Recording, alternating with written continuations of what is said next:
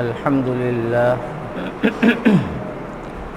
الحمد لله نحمده ونستعينه ونستغفره ونؤمن به ونتوكل عليه ونعوذ بالله من شرور أنفسنا ومن سيئات أعمالنا من يهده الله فلا مضل له ومن يضلله فلا هادي له ونشهد أن لا إله إلا الله وحده لا شريك له ونشهد أن سيدنا ونبينا ومولانا محمدا عبده ورسوله صلى الله عليه وعلى آله وأصحابه وبارك وسلم تسليما كثيرا كثيرا أما بعد فأعوذ بالله من الشيطان الرجيم بسم الله الرحمن الرحيم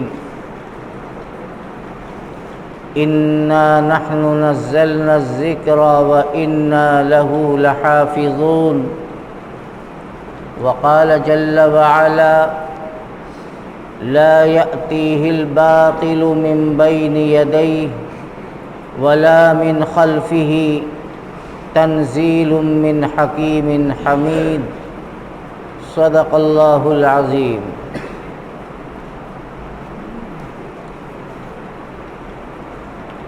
بزرگوں اور بھائیوں،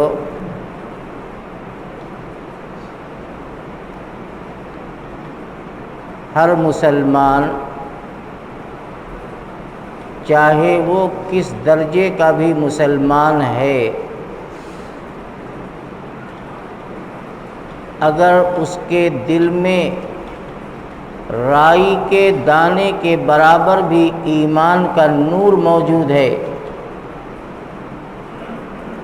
تو وہ یہ عقیدہ رکھتا ہے کہ قرآن پاک یہ اللہ کی آخری کتاب ہے جس کو اللہ تعالی نے اپنے آخری پیغمبر،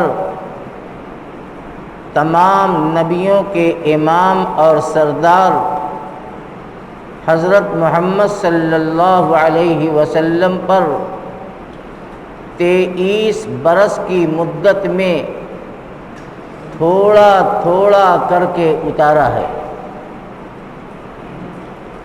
یہ قرآن مقدس اللہ کی آخری کتاب ہے، اب آسمان سے کوئی دوسری کتاب آنے والی نہیں ہے،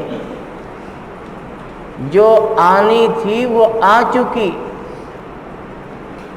تورات بھی آئی، انجیل بھی آئی، زبور بھی آئی، اور چھوٹے چھوٹے صحیفے جو انبیاء علیہ السلام پر اللہ تعالیٰ نے اتارا وہ سب آ چکا۔ اب سب سے اخیر میں قرآن نازل ہوا، اور یہ قرآن 1450 سال سے آج تک اسی طریقے پر محفوظ ہے جس طریقے پر اللہ نے حضرت جبرائیل کے ذریعے سے اپنے آخری نبی کے قلب اطہر پر اتارا تھا۔ اس میں ایک لفظ، ایک حرف، ایک نقطے کی بھی کوئی تبدیلی اور تحریف کی نہ تو گنجائش ہے اور نہ کوئی شک و شبہ کیا جا سکتا ہے۔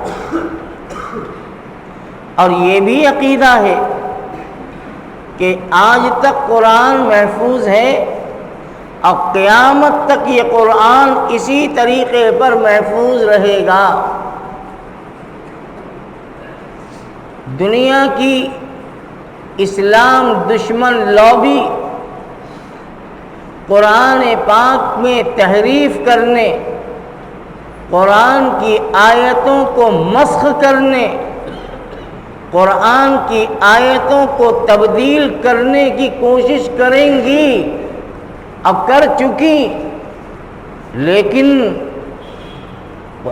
قرآن آج بھی محفوظ ہے، اور ایسا کرنے والوں کی کوششیں ناکام ہو گئی، وہ ملیا میٹ ہو گئے، وہ خاک میں مل گئے، اور ان کو کوئی آج جانتا بھی نہیں۔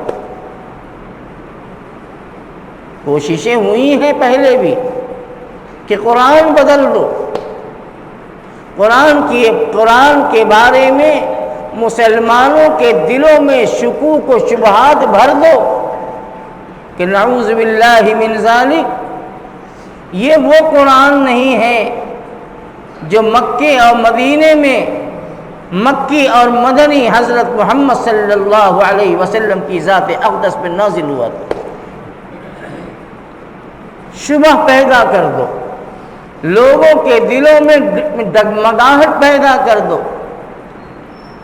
یہ سازشیں کوئی نئی نہیں ہیں، یا یہ پہلی مرتبہ نہیں ہوئی ہیں۔ 1400 سال کی تاریخ اٹھا کر دیکھیں گے تو کچھ زمانے گزرتے رہے، اور اس طرح کے پاگل خبط الحواس اپنے برے انجام سے بے خبر پیدا ہوتے رہے، اور قرآن پر اس طرح سے وہ شکوک و شبہات پیدا کرتے رہے، اور قرآن کی آیتوں کو مسخ کرنے کی کوشش کرتے رہے۔ آج سے 60-70 سال پہلے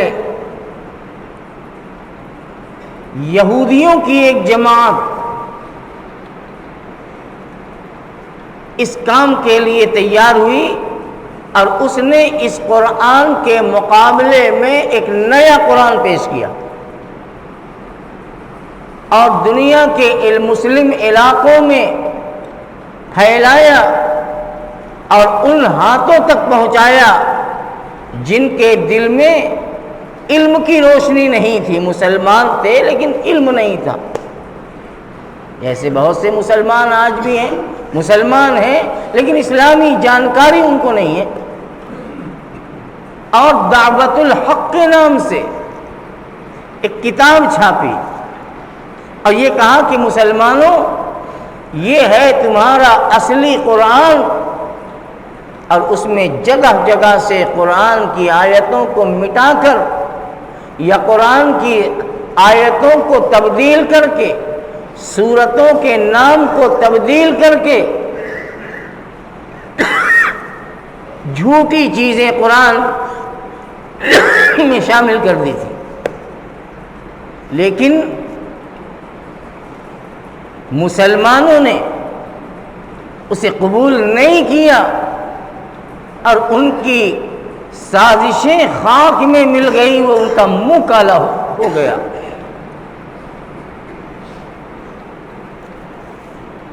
اس وقت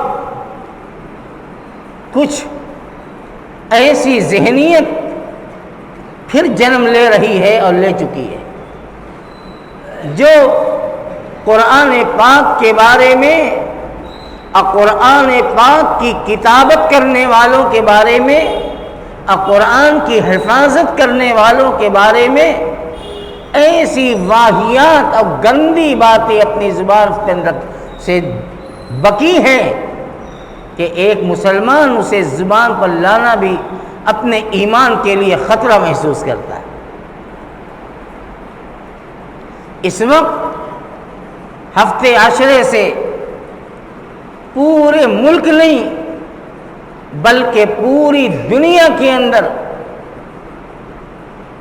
یہ بحث چل رہی ہے، جو ہندوستان کے ایک ایسے شخص نے جس کا کردار، جس کا کیریکٹر انتہائی گھٹیا ہے، اس نے یہ جسارت کی، اور جسارت ہی نہیں بلکہ ملک کی عدالت عالیہ کے اندر یہ پٹیشن داخل کر دی کہ نعوذ باللہ من ذالک، قرآن پاک کی 26 آیتیں یہ قرآن نہیں ہے اور اس کو قرآن سے نکال دیا جائے، اور اس بکواس میں صرف قرآن پر نہیں بلکہ ان عظیم شخصیات پر جس کے بارے میں پوری امت کا اتفاق ہے کہ آقا مدنی حضرت محمد صلی اللہ علیہ وسلم کے بعد اس پوری کائنات کے سب سے اعلیٰ انسان ہیں، پوری امت کے اتفاق ہے، ان کے بارے میں گستاخانہ بکواس کی گئی کہ نعوذ باللہ من ذالک، انہوں نے قرآن پاک کے اندر ان 26 آیتوں کو غلط طریقے پر داخل کر دیا، اور اللہ کی پناہ 1000 مرتبہ کہ انہوں نے اس قرآن کو اس شکل پر باقی نہیں رکھا جس شکل پر اللہ کے پیغمبر پر اترا تھا۔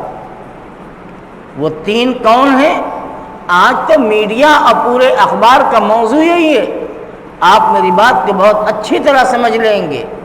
وہ 3 شخصیت جس کے بارے میں یہ بکواس کی گئی ہے وہ کون ہے؟ خلیفۃ الرسول، افضل البشر بعد الانبیاء، انبیاء کے بعد سب سے اعلیٰ اور سب سے افضل انسان سیدنا حضرت ابو بکر صدیق رضی اللہ تعالی عنہ، ان کے بارے میں یہ بکواس کی گئی، اس لیے کہ قرآن پاک کے جمع و ترتیب کا سب سے پہلا خیال جس کو یہ کہیے کہ اللہ کی طرف سے ان کے دل میں ڈالی گئی کہ قرآن کو جمع کر دیا جائے مرتب انداز میں، سب سے پہلے صدیق اکبر رضی اللہ عنہ کے دل میں یہ بات آئی، صحابہ سے مشورہ ہوا، حضرت عمر، حضرت علی، حضرت عثمان اور خلفائے راشدین اور وہ صحابہ جو اللہ کے نبی کے زمانے میں قرآن کی کتابت کرتے تھے، قرآن لکھا کرتے تھے، حضور ان کے ہاتھ سے قرآن لکھوایا کرتے تھے، حضرت زید بن ثابت، حضرت امیر معاویہ رضی اللہ تعالی عنہ اور اس جیسے کئی صحابی، مشورہ ہوا کہ قرآن کو محفوظ کر دیا جائے اور مرتب کر دیا جائے۔ انتہائی غور کے بعد یہ فیصلہ کی ہوا کہ ابو بکر صدیق کی رائے بالکل درست ہے اور قرآن کو جمع کر دیا جائے اور مرتب کر دیا جائے، اس لیے کہ رسول اللہ کے زمانے میں قرآن تو ٹکڑوں میں لکھا ہوا تھا، کہیں کاغذ کا ٹکڑا مل گیا اس پہ لکھ دیا گیا، کہیں پتھر کے ٹکڑے مل گئے پتھر پہ لکھا ہوا ہے، کہیں اونٹ کی بڑی بڑی شانے کی ہڈی مل گئی اور اسی پر قرآن لکھا ہوا ہے۔ یہ انداز تھا قرآن کا رسول اکرم صلی اللہ علیہ وسلم کے زمانے میں، لیکن یہ قرآن جو ہم پڑھتے ہیں 30 پاروں کا قرآن جو سورہ فاتحہ سے شروع ہو کر سورہ ناس پر جا کر مکمل ہوتا ہے، یہ ترتیب صدیق اکبر رضی اللہ تعالیٰ عنہ کے دل میں اللہ کی طرف سے آئی اور انہوں نے بڑے بڑے صحابہ کو جمع کیا، مشورہ ہوا اور اس کام کے لیے حضرت زید بن ثابت اور دوسرے صحابہ کو متعین کیا گیا کہ آپ یہ کام کر لیجئے، اب قرآن مرتب ہو گیا۔ حضرت عمر دوسری شخصیت جو اس بدعقیدے کے دل و دماغ میں کیڑے کی طرح سمائی ہوئی ہے نعوذ باللہ وہ حضرت فاروق اعظم رضی اللہ عنہ کی شخصیت ہے۔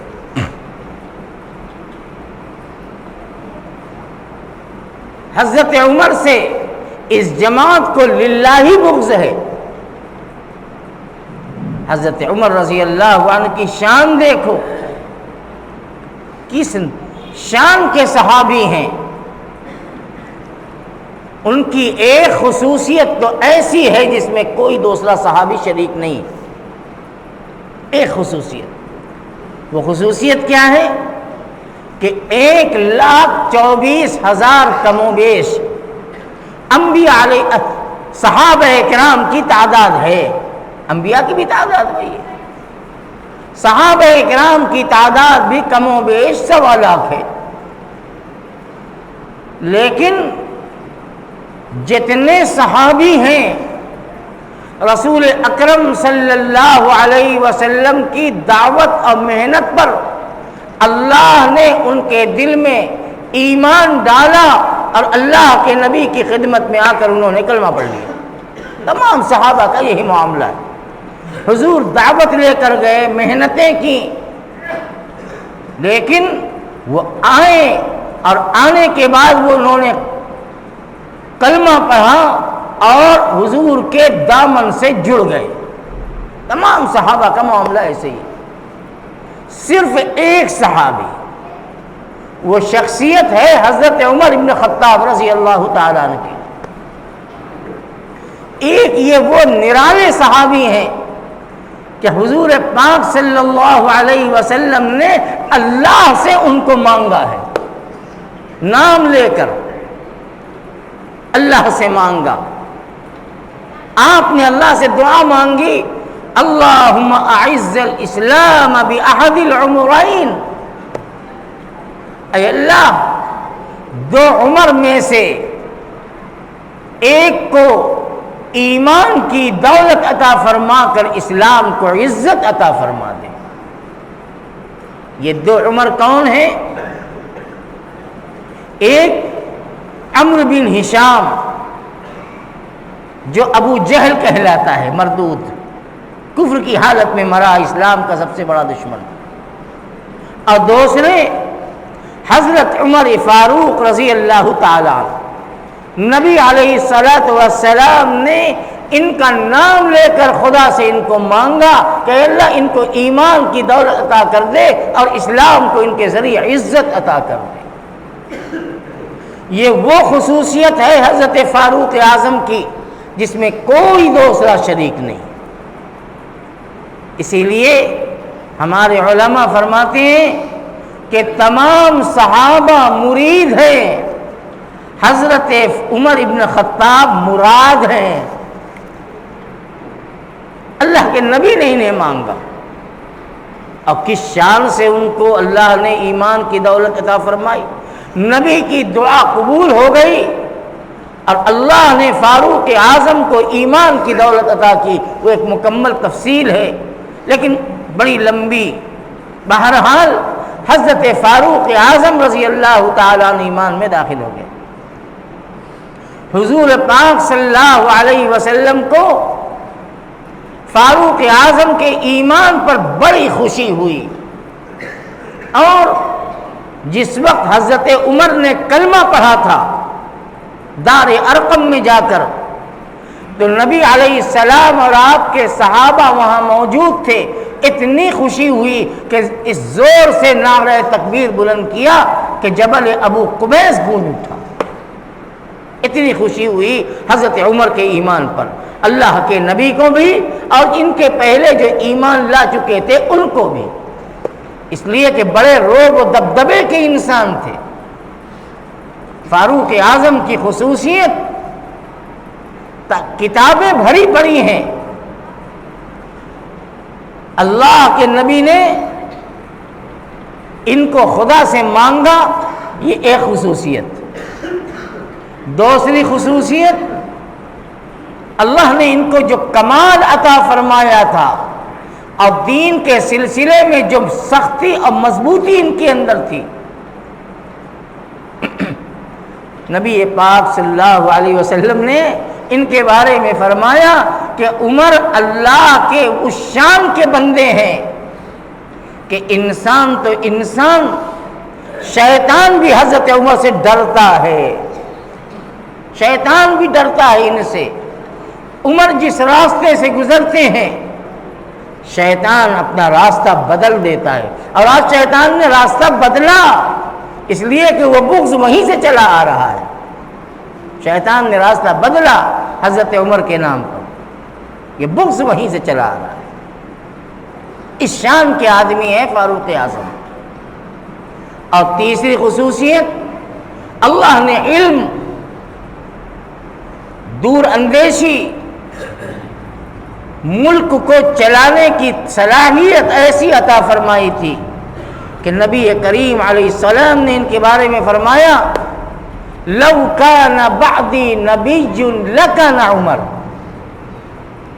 عمر تو اس شان کے آدمی ہے کہ اگر میرے بعد نبوت کا سلسلہ چلتا اور نبی چلتے، نبی آتے رہتے تو عمر نبی ہوتے۔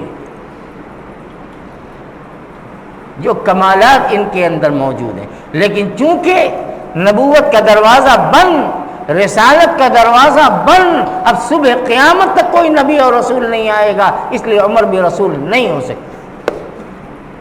ان پر الزام ہے نعوذ باللہ من ذالک کہ انہوں نے قرآن کے اندر ان آیتوں کو شامل کر کے اصل قرآن کو تبدیل کر دیا۔ اب تیسری شخصیت جن کے بارے میں اس خبطی نے بدتمیزی کی ہے وہ کون ہے؟ امیر المؤمنین عثمان ابن عفان رضی اللہ تعالی عنہ۔ حضرت عثمان غنی یہ وہ صحابی ہیں جنہوں نے قرآن کو اس زبان کے اندر مرتب فرمایا جو زبان سے آج ہم پڑھ رہے ہیں۔ بات آ گئی حضرت عثمان کی تو ایک بات اور سمجھ لو کہ فاروق اعظم رضی اللہ تعالی عنہ اور حضرت عثمان غنی یہ دو شخصیت ایسی ہے جنہوں نے آپس کے مشورے سے قرآن کو عربی زبان اور قریش کی زبان کے اندر متعین فرما دیا کہ قرآن جو ہم پڑھ رہے ہیں قرآن عربی میں اترا تھا۔ یہ سب ان باتوں کو جاننا ضروری ہے، نہیں جانتا مسلمان۔ قرآن تو عربی میں تھا، اس میں کوئی شبہ نہیں۔ قرآن کہتا بھی ہے اِنَّا أَنزَلْنَاهُ قُرْآنًا عَرَبِيًّا، ہم نے قرآن کو عربی زبان میں اتارا۔ ایک جگہ ہے بِلِسَانٍ عَرَبِيٍّ مُبِينٍ کہ قرآن تو عربی زبان کی واضح اور فصیح زبان کے اندر قرآن آیا ہے۔ قرآن تو عربی میں تھا، لیکن اس زمانے کی جو صورتحال تھی، اس زمانے کے اندر قبیلوں کا سلسلہ چلتا تھا، خاندان جسے ہم کہتے ہیں، بڑے بڑے قبیلے تھے، تو قرآن 7 زبان میں اترا تھا، یعنی 7 قبیلوں کی زبان میں۔ عربی تو سب تھی، سب کی زبان، لیکن انداز الگ الگ تھا۔ قریش والے کسی طرح سے پڑھتے تھے، بنو عدی والے کسی طرح سے پڑھتے تھے، غفار والے کسی طرح سے پڑھتے تھے، یہ مشہور قبیلے ہیں۔ تو اللہ تعالیٰ نے امت کی آسانی کی خاطر نبی پاک صلی اللہ علیہ وسلم کی دعا کے نتیجے میں 7 لغت میں قرآن اتارا تھا، 7 لغت میں، لیکن عربی سب ہے، سب کی زبان۔ اس کو ایسے سمجھو جیسے ہم اور آپ ہیں، اردو بولتے ہیں، ہندوستانی زبان بولتے ہیں، اردو بولتے ہیں، لیکن آپ یہاں سے 3 کلومیٹر آگے چلے جائیے اس علاقے میں تو وہاں بھی اردو بولی جاتی ہے، لہجہ دوسرا ہے۔ مئو مبارک پور چلے جائیے، اردو بولتے ہیں، لہجہ دوسرا ہے۔ پورب کی طرف چلے جائیے، اردو بولتے ہیں، لہجہ دوسرا ہے۔ تو اسی طریقے سے اور کچھ ان کی اصطلاحات ہیں جو الگ الگ ہیں، زبان ایک ہے۔ تو اسی طرح سے قرآن کی زبان عربی تھی اور ایک تھی، لیکن قبیلوں میں تلفظ اور ادائیگی کے فرق تھے۔ ان فرق کو لحاظ کو سامنے رکھتے ہوئے پروردگار عالم نے 7 لغت میں قرآن کو اتارا تھا۔ اللہ کا نبی فرماتا ہے انزل القرآن علی 7 احرف، قرآن تو 7 لغت میں اتارا گیا تھا۔ لیکن دور فاروقی میں اور اس حضرت عثمان غنی کے دور میں جب اسلام کا دائرہ بہت بڑھ گیا، اب ملک عرب سے اسلام آگے بڑھ کر ملک عجم میں پہنچ گیا، ہندوستان تک آ گیا، ایران اور فارس تک آ گیا، ترکستان تک چلا گیا، تاجکستان چلا گیا۔ یہ عجم کے علاقے تھے، ان کی زبان عربی نہیں تھی۔ تو اس وقت بڑی عجیب و غریب صورتحال ہوئی کہ اب وہ لوگ جو بعد کے پیدا تھے، غور سے سنیے میری بات، جو بعد میں پیدا ہوئے، حضور کو نہیں دیکھا، حضور کا زمانہ نہیں دیکھا، بعد میں پیدا ہوئے، تو ان کے قبیلے میں جو قرآن جیسے پڑھا جاتا تھا انہوں نے سمجھا کہ بس یہی صحیح ہے، دوسرا غلط، اور آپس میں اختلاف شروع ہو گیا، جھگڑا شروع ہو گیا۔ ایک کہتا کہ میں صحیح پڑھتا ہوں، دوسرا کہتا کہ میں صحیح پڑھتا ہوں، ایک کہتا تمہارا پڑھنا غلط، ایک کہتا کہ میرا پڑھنا غلط، اختلاف ہونے لگا۔ پھر وہی خلفاء فاروق اعظم، عثمان غنی، علی مرتضیٰ رضی اللہ عنہ سر جوڑ کر بیٹھ گئے کہ کیا ہو، یہ تو امت میں انتشار ہو جائے گا قرآن کے نام پر۔ بالاتفاق تمام صحابہ کے اجماع سے یہ بات طے پا گئی کہ اب جو 6 لغتیں تھیں، یعنی طرز ادائیگی جو 6 انداز کا تھا، وہ تمام کے تمام انداز منسوخ ہیں، ختم ہو گئے۔ اب قرآن قریش کی لغت میں چلے گا اور ساری دنیا کے اندر یہی چلے گا، ساری دنیا میں اب یہی قرآن چلے گا، اس کے علاوہ کوئی قرآن نہیں چلے گا۔ شروع میں حضرت عثمان نے قرآن پاک کے 6 نسخے تیار کرائے، 6 نسخے جو قریش کی لغت پر تھا۔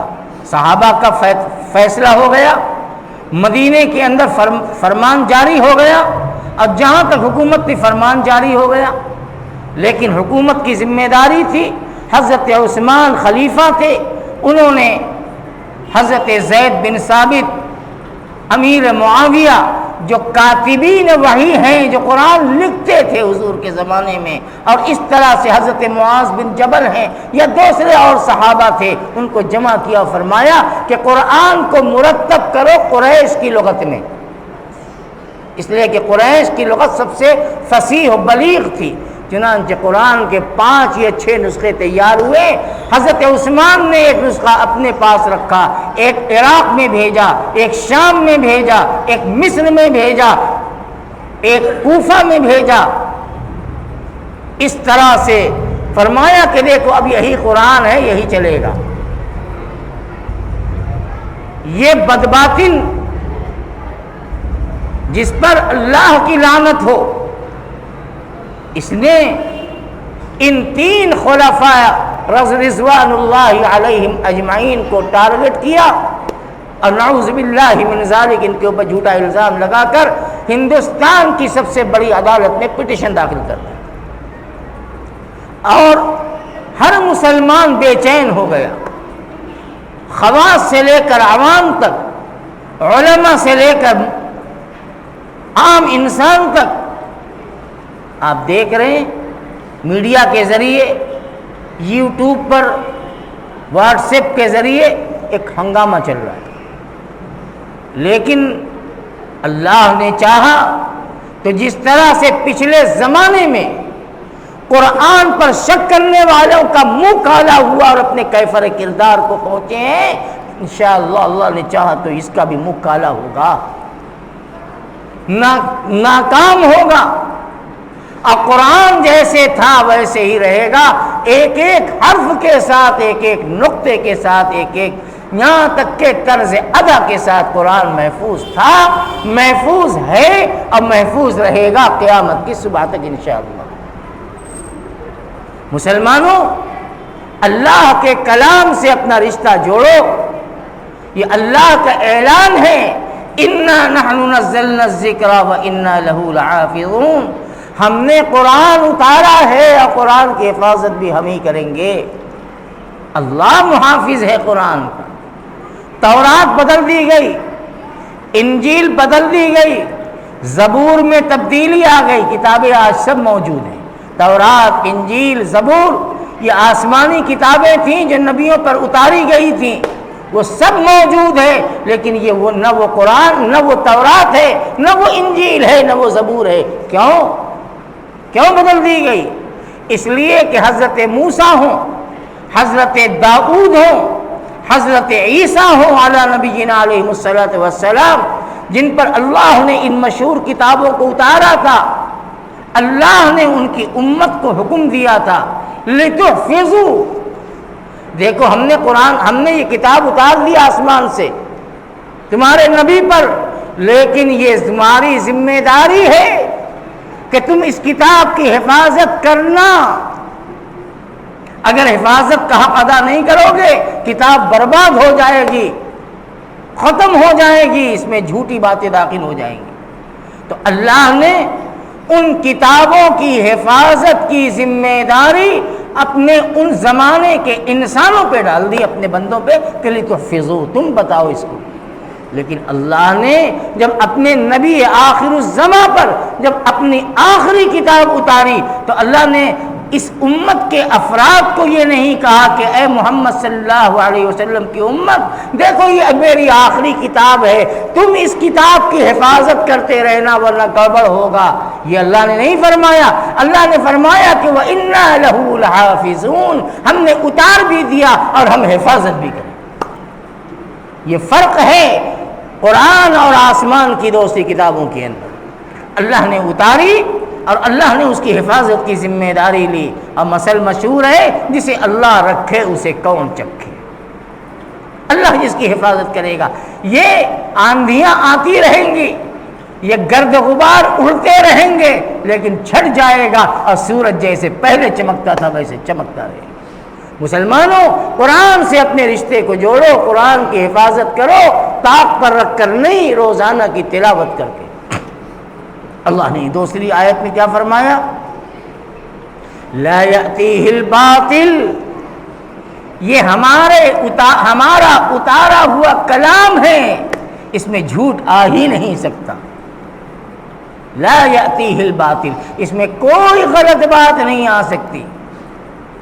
من بین یدیہ ولا من خلفہ، نہ سامنے سے نہ پیچھے سے، یعنی پس پردہ کوئی سازش کرے تو بھی سازش کامیاب نہیں، کھل کر کوئی مخالفت کرے تو بھی کامیاب نہیں، غلط آ ہی نہیں سکتا۔ کیوں؟ تنزیل من حکیم حمید، یہ قرآن اس ذات اعلیٰ کی طرف سے اترا ہے جو انتہائی حکمت والا ہے اور سب سے زیادہ حمد و ثنا اور تعریف والا بھی ہے۔ اس لیے میرے بھائیوں، گھبرانے کی ضرورت نہیں ہے۔ یہ فتنے آئے ہیں، آئے تھے، آئے ہیں اور آتے رہیں گے، لیکن جاتے بھی رہیں گے۔ یہ طاق نسیاں پہ چلے جائیں گے، بھولی بسری کہانی بن جائیں گے۔ مسلمانوں، اللہ کے کتاب کی حفاظت کا سب سے بہترین ذریعہ قرآن کو یاد رکھنا اور قرآن کی تلاوت ہے۔ قرآن کو یاد بھی کرو اور قرآن کی تلاوت کو اپنے روز مرہ کے معمول میں داخل کرو۔ اللہ تعالی اپنے حفظ و امان میں رکھے۔ فتنوں کا دور ہے، آپ دیکھ رہے ہیں ہر طرف سے فتنے آ رہے ہیں، ان فتنوں میں ایک فتنہ یہ بھی پیدا ہوا ہے، انشاءاللہ یہ فتنہ بھی اپنی موت مرے گا۔ وآخر دعوانا ان الحمد للہ رب العالمین۔